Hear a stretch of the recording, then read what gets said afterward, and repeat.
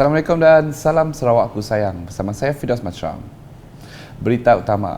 Kementerian Kesihatan Malaysia KKM disarankan membuka lebih banyak pusat pemberian vaksin PPV bagi program pemberian vaksin kanak-kanak PKIDS bahagian Miri. Menteri Bertanggungjawab Jawatankuasa Pengurusan Bencana Bahagian JPBB Miri, Datuk Seri Lee Kim Shin berkata ini bagi mengelak kesesakan yang berlaku akibat jumlah kanak-kanak yang ramai. Beliau memberi contoh PPV Klinik Kesihatan Tudan yang tidak dapat menampung jumlah kanak-kanak yang ramai hingga menyebabkan kesesakan. Justru beliau menyarankan KKM menjadikan klinik-klinik swasta sebagai PPV PKIDS dalam usaha mengelakkan kesesakan dan memberikan keselesaan kepada kanak-kanak untuk mendapatkan vaksin. Beliau turut menyumbang 80 unit kerusi di PPV Klinik Tudan bagi kemudahan orang awam yang membawa anak-anak mereka. Terdahulu, Datuk Seri Lee telah menyantuni kanak-kanak yang terlibat dalam PKIDS berumur 5 hingga 12 tahun di PPV Klinik UTC pada Isnin. Mereka yang menerima vaksin terdiri daripada murid Sekolah Kebangsaan SK St. Joseph dan Sekolah Kebangsaan SK Riam Batu. Laporan seterusnya, Maksak Bahagian Mukah telah menganjurkan Majlis Makan Malam Mukah Gemilang 2022 di Kingwood Resort Mukah pada Ahad.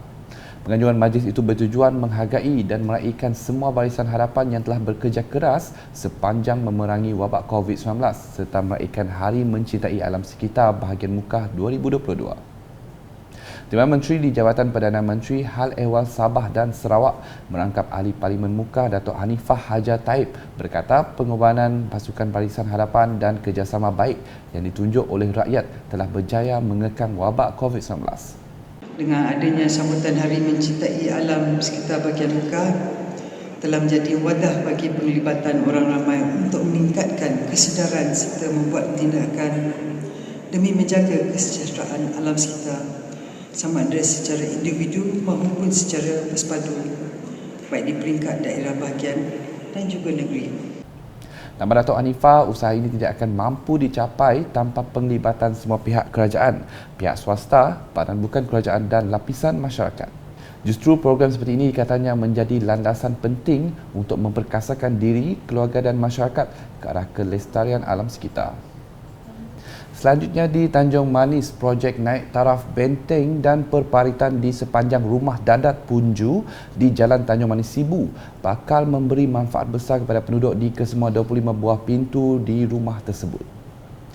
Selain itu, projek itu juga dapat menyelesaikan isu kemasukan air masin dalam kawasan rumah dan tanah pertanian penduduk. Ahli Parlimen Tanjung Manis Insinyur Yusof Abdul Wahab telah menyaksikan simbolik penyerahan projek berkenaan oleh Wakil Jurutera Bahagian DID Bahagian Mukah Anwar Mahasir kepada kontraktor syarikat perusahaan Samsawi Bersaudara pada Isnin.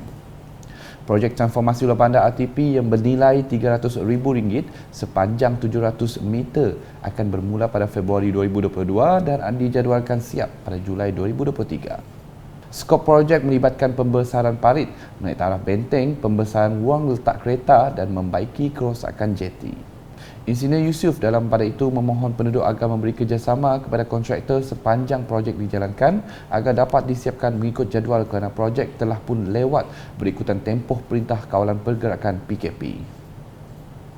Perkembangan berikutnya di Bau. Prihatin dengan musibah yang dihadapi dua keluarga yang terjejas susulan kediaman mereka rosak akibat ribut di Lorong 20 Jalan Titan pada Ahad lepas. Menteri Muda Pengangkutan 2 Sarawak Datuk Henry Harry Jineb melawat keluarga terbabi pada Isnin. Ahli Dewan Undangan Negeri Adun Tasik Biru itu memberitahu kerja-kerja membaik pulih bumbung rumah mangsa akan dilaksanakan dalam masa terdekat. Menurutnya, dua kediaman berkenaan akan dibaik pulih menerusi peruntukan projek penambahbaikan Rumah Miskin Sarawak PPRMS. Dan dua buah rumah bumbungnya tercabut dan ini kita telah mengambil tindakan yang serta-merta untuk membuat baik pulih dan mengganti bumbung yang tercabut tersebut ya bersama saya. Bercakap semasa tinjauan itu, beliau berharap dua keluarga yang terjejas supaya bersabar sehingga kediaman mereka dibaik pulih. Timbalan Setiausaha Kerajaan Negeri Transformasi 2 Bandar Sarawak merangkap Timbalan Pengerusi Jawatankuasa Pengurusan Bencana Negeri JPBN Sarawak, Datuk Ip Pahun Joyi turut hadir bertemu dengan Ketua Isi Rumah Terjejas bagi mengenal pasti bantuan yang akan diberikan kepada mereka. Seterusnya, Residen Bahagian Limbang Engineer Ahmad Deni Ahmad Fauzi telah menyerahkan tugas secara rasmi kepada Timbalan Residen Bahagian Limbang Sebi Abang pada Isnin. Beliau menyerahkan tugas itu setelah dilantik sebagai Pengarah Jabatan Pengairan dan Saliran Sarawak DID yang baru. Majlis serah terima tugas Residen Bahagian Limbang telah diadakan di Bilik Mesyuarat Pejabat Residen Bahagian Limbang yang disempurnakan dengan upacara menandatangani nota penyerahan tugas dan tanggungjawab yang disaksikan Pegawai Daerah Limbang Superi Awang Said dan ketua-ketua jabatan yang hadir. Semasa berucap, Engineer Ahmad Deni menzahirkan penghargaan dan terima kasih kepada seluruh warga kerja jabatan agensi di bahagian Limbang di atas sokongan dan kerjasama baik yang diberikan selama beliau menerujui pentadbiran bahagian Limbang sebagai residen. Dalam pada itu, ketua-ketua jabatan turut merakamkan ucapan tahniah kepada bekas residen bahagian Limbang di atas pelantikan sebagai pengarah DID Sarawak dan kepada pemangku residen bahagian Limbang Sebi Abang. Kepengembangan COVID-19. Sarawak kembali mencatatkan 3 angka kes positif COVID-19 dengan sebanyak 129 kes dilaporkan pada Khamis. Jawatan Kuasa Pengurusan Bencana Negeri JPBN Sarawak dalam kenyataan medianya melaporkan ia meningkatkan jumlah kumulatif kes kepada 253,216.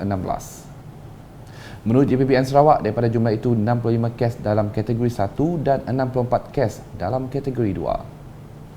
Kes-kes dikesan di 10 daerah iaitu Kuching, Sibu, Miri, Limbang, Kapit, Song, Bintulu, Lunduk, Meradong dan Semarahan. Beralih ke laporan sukan. Perbadanan Sukan Sarawak SSC dan Persatuan Bola Sepak Sarawak FAS sedang giat melakukan persiapan terakhir menjelang bermulanya kempen Liga Malaysia Liga M 2022 pada Mac depan.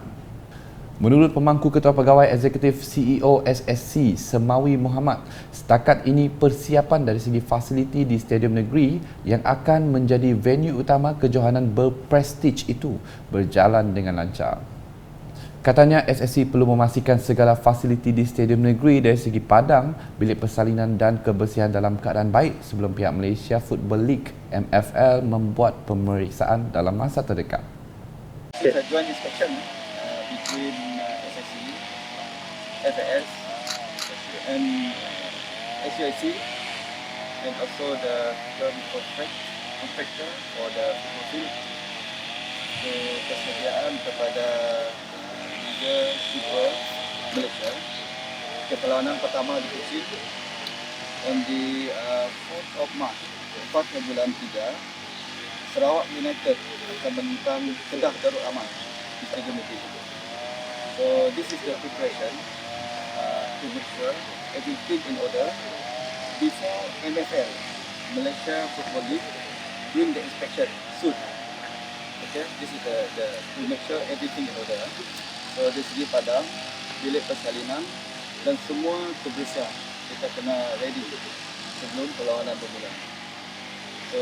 Beliau berkata demikian kepada media selepas mengadakan lawatan ke Stadium Negeri Petrajaya bersama Wakil FAS pada Selasa. Menurutnya, SSC perlu memastikan fasiliti di Stadium Negeri dalam keadaan berkualiti dan memuaskan untuk menjaga imej Sarawak apabila menerima kedatangan pasukan-pasukan dari negeri lain kelak. It is ready, and then we want to make it better. Because this is an image for Sarawak, so we must. Our football field must be good. Okay, we want to show to the MFL that we are ready untuk menerima pasukan yang bertandang ke Kuching. Okay. Sekian isi setengah hari bersama saya Fidaus. Berita lebih lanjut boleh didapati di semua platform media sosial UKAS termasuk portal ukas.sarawak.gov.my dan UKAS channel di YouTube. Salam UKAS.